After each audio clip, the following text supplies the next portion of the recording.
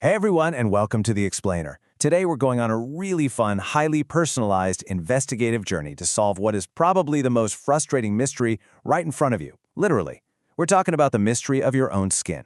We are going to use real biological clues to figure out exactly what your skin needs to actually thrive. So no more guessing games, just science, observation, and getting some real answers. So here's our exact game plan, our clinical lab work for today, if you will. We'll start with the skincare mystery, then move into the bare face test, break down the 5 skin types, compare types versus concerns, and finally wrap up with your ultimate assessment. Let's crack the code to your face. All right, let's jump into part 1, the skincare mystery, why routines fail. We've all been there, right? Staring at a literal graveyard of expensive, half-used skincare bottles. I mean, we've all fallen victim to that 2 a.m. impulse buy based on some viral internet trend, dropping serious cash on a massive 12-step routine that just ends up giving us a horrible breakout. Look, understanding your skin type is absolutely crucial. It is arguably the single most important step in building a routine that actually works. Yet, so many of us buy products based on an influencer's glowing review instead of our actual biology. And the result? Breakouts, irritation, and frankly, a whole lot of wasted money. The reality is, your skin type is dictated largely by your genetics. When we blindly follow the internet instead of listening to our own biology, our skincare routine is basically guaranteed to fail us. Okay, moving on to part 2, the bare face test. Listen to your biology. So this is the famous bare face test, and it's super simple. Step 1, start with a completely clean slate. You just wash your face with a gentle, non-stripping cleanser and some lukewarm water. Absolutely no harsh scrubs or exfoliants for this. Then just pat your face dry with a soft towel. Now here is the absolute golden rule. Do not apply anything. No moisturizer, no sunscreen, no serum, toner, oils, nothing. Leave it completely bare. Step 2, you're just going to wait 30 to 60 minutes. Stay indoors, skip the workout, try not to touch your face, and whatever you do, do not blot away any oil. This waiting period is critical because it gives your skin the chance to drop its defenses and return entirely to its natural genetic baseline.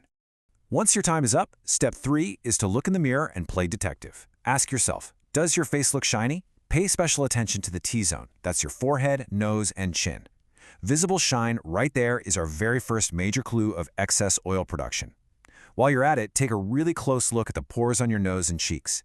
Increased oil production can actually make those pores appear significantly larger and way more noticeable. Next up, I want you to shift your focus away from how it looks and really tune in to physical sensations. Try smiling really wide in the mirror. Does your skin feel tight? Because tightness is a massive clue pointing straight to a lack of moisture. Look super closely at any dry patches around your nose, mouth, or eyebrows. If you see flakes, that is empirical evidence that your skin is literally crying out for hydration. This final piece of lab work is the blotting paper test, and it's brilliant. Take a piece of blotting paper, or even just a tissue, and gently press it against your forehead, nose, cheeks, and chin. Then hold it up to the light. This simple piece of paper acts like a physical map showing exactly where oil lives on your face. If there's barely any oil, you're likely looking at dry skin. If you only see oil from the forehead and nose, well, that's a classic sign of combination skin. Oil everywhere? That means oily skin. And if you have minimal oil but absolutely no tightness or dryness, that points to a normal skin type. All right, let's take this evidence into part 3, the 5 skin types. Meet the suspects. Suspect number 1 is normal skin. Think of this as the low-maintenance unicorn. If your skin felt totally comfortable all day during the bare face test, not too tight, not too greasy, this is you. Normal skin usually has small pores, a really smooth, balanced texture, rare breakouts, and just a naturally healthy glow. Honestly, people with this skin type are incredibly lucky because they generally tolerate a wide range of products without putting up any sort of fight. Suspect number 2 is oily skin. This one is the biological overachiever. Your sebaceous glands are simply producing way too much sebum. If you get shiny within just a few hours of washing, battle frequent blackheads or whiteheads, or find that your makeup just slides right off your face by noon, this is your type. And listen, I want to forcefully bust a massive myth right now. Oily skin is not caused by poor hygiene. No way. In fact, washing your face excessively to try and scrub away the oil can actually stimulate more oil production and severely damage your skin barrier. Suspect number 3 is dry skin. Now, unlike oily skin, dry skin fundamentally lacks vital oil. Because it doesn't have that crucial protective lipid layer, trying to retain moisture is just a constant uphill struggle. This leads to that really uncomfortable, tight feeling right after washing. It causes rough texture, flaky patches, and an overall dull appearance. And without that plumping oil, fine lines appear a lot more noticeable, and the skin can frequently feel pretty itchy too. What's really interesting is that combination skin is actually the most common skin type out there. It's literally a mix of different environments living on one face. You'll have an oily forehead, nose, and chin, your classic T-zone, but your cheeks will be dry or just normal. And those annoying breakouts, they usually happen right in that T-zone. If you have combination skin, a one-size-fits-all routine just isn't going to cut it. You actually need balancing products, or sometimes you even need entirely different products for different areas of your face. Finally, we have sensitive skin. As you might guess, sensitive skin is highly reactive. It burns or stings after putting on products, it turns red easily, it itches, and it absolutely hates fragrances and sudden weather changes. But here is the key takeaway. Sensitive skin is often considered a skin condition that tags along with your primary skin type, so you can have dry sensitive skin or oily sensitive skin. It happens because your skin has a weakened defensive barrier, which basically leaves the door wide open for irritants to sneak in and cause havoc. Moving to part 4. Types versus concerns. Genetic versus temporary. Now, we have to make a really clear distinction here. Your skin type is genetically driven. It's how your skin naturally behaves at its absolute core. Skin concerns, on the other hand, are specific issues that can affect absolutely any skin type.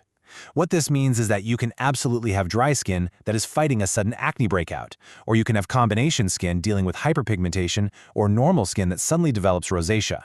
You definitely don't want to confuse the temporary battle your skin is fighting with the permanent landscape it lives in. And speaking of those temporary battles, even though your core type is in your genetics, outside forces can completely hijack its behavior. Think about hormonal shifts from puberty or pregnancy, or seasonal weather changes like bone-dry winter air or heavy, sweaty summer humidity.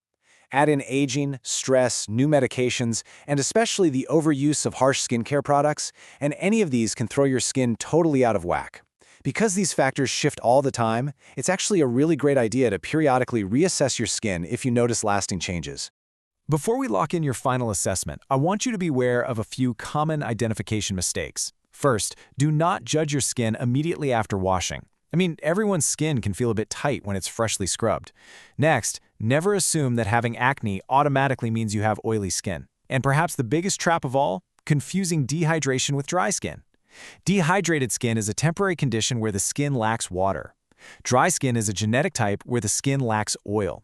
They require completely different treatments, so knowing the difference is huge. Finally, part 5. Your ultimate assessment. Categorize your skin. I highly recommend grabbing a screenshot of this right now. This table is basically your ultimate cheat sheet. Just match your bare face test results on the left to your true skin type on the right. If it feels balanced, you're normal. Shiny all over, you're oily. Tight and rough, you are dry. Oily T-zone but dry cheeks, your combination. And if it burns and turns red, you have sensitive skin layered on top of your base type. Seriously, keep this handy so the next time you go shopping, you buy for your unique biology, not for the algorithm.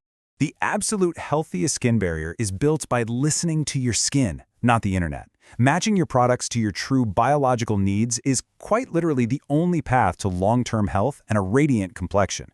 So, here's my challenge to you. Carve out an hour this weekend, do the Bareface Challenge, and crack the code for yourself. Look in the mirror and ask, what is your skin trying to tell you today?